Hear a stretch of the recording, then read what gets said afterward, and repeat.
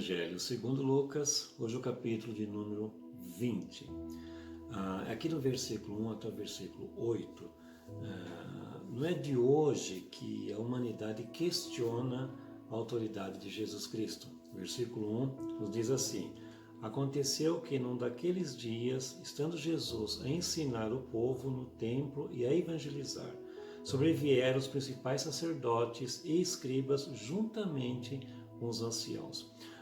Os religiosos dos dias do Filho de Deus o fizeram de forma enérgica. Versículo 2 diz assim: E o arguíram nestes termos: Dizem-nos, com que autoridade fazes estas coisas? Ou quem te deu esta autoridade? O que deve chamar a nossa atenção nesse texto aqui é o fato de que o mestre dos mestres sempre tem uma resposta precisa. Os versos 3 e 4. Respondeu-lhes: Também eu vos farei uma pergunta. Dizei-me, o batismo de João era dos céus ou dos homens? Então eles disseram que não sabiam. Ao que Jesus lhes disse, versículo 8. Então Jesus lhes replicou: Pois nem eu vos digo com que autoridade faço estas coisas. Aí do verso 9 ao 18, nós vemos que após a entrada triunfal de Jesus lá em Jerusalém e os anúncios proféticos de suas dores, Jesus Cristo conta a parábola dos lavradores maus. A intenção é ilustrar o cuidado de Deus para com Israel e a sua vinha. Para isso ele enviou diversos profetas, os servos, para receber os frutos da vinha. Eles, porém, acabavam mortos e espancados. Por fim, então, o filho do proprietário é enviado. Versículo 13. Então disse o dono da vinha: Que farei? Enviarei meu filho amado, talvez o respeitem. Mas a ideia dos lavradores é de matá-lo, e assim o fazem. O filho, portanto, representa Jesus. Ele veio para salvá-los, mas acabou sendo morto por eles. O verso 19 e 20, ao ouvir o exemplo de Jesus na parábola da vinha, os líderes religiosos de Israel começaram a planejar uma forma de tirar-lhe a vida. Daí em diante, eles intensificavam suas tramas contra o Senhor Jesus. Verso 20.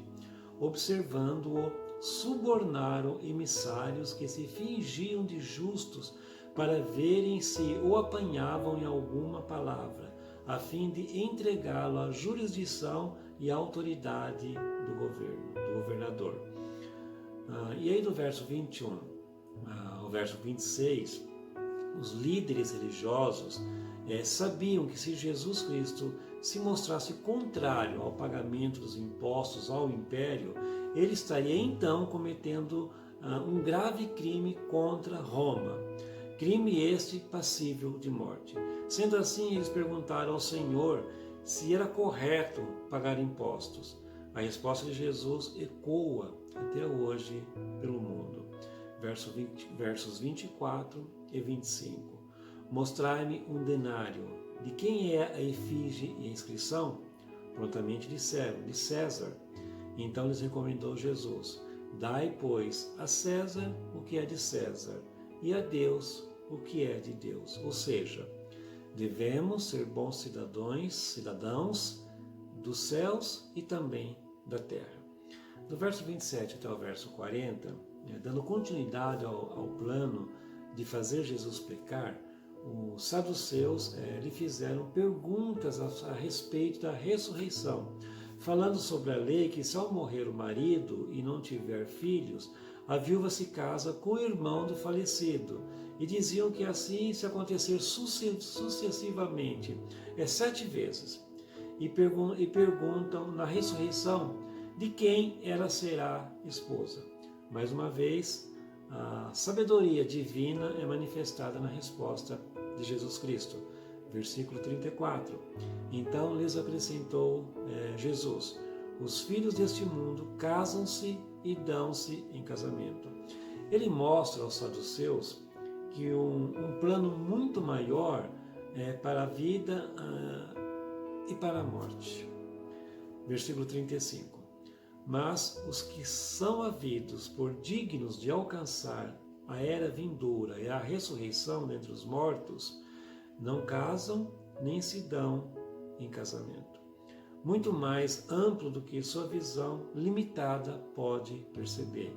Versículo 38 e 39. Ora, Deus não é Deus de mortos, e sim de vivos, porque para ele todos vivem. Então disseram alguns dos escribas: Mestre, respondeste bem. Do verso 41 ao 47, Jesus Cristo termina nos advertindo contra o perigo de termos o mesmo caráter dos hipócritas religiosos dos seus dias. Pessoas cujo comportamento não nos inspira a amar e a seguir a Deus. Ao contrário, eles distanciam e transformam a nossa intimidade com Deus em algo amargo e doloroso. E para nós terminarmos a leitura do capítulo de hoje, o versículo 46, que nos diz assim: Guardai-vos dos escribas que gostam de andar com vestes talares e muito apreciam as saudações nas praças, as primeiras cadeiras nas sinagogas e os primeiros lugares nos banquetes. Sendo assim, devemos estar atentos a esse tipo de pessoa. Não podemos permitir que eles nos contaminem e nos envenenem. E assim nós encerramos a leitura do capítulo de hoje. Que Deus te abençoe, que a paz do Senhor seja com você e esteja no teu lar.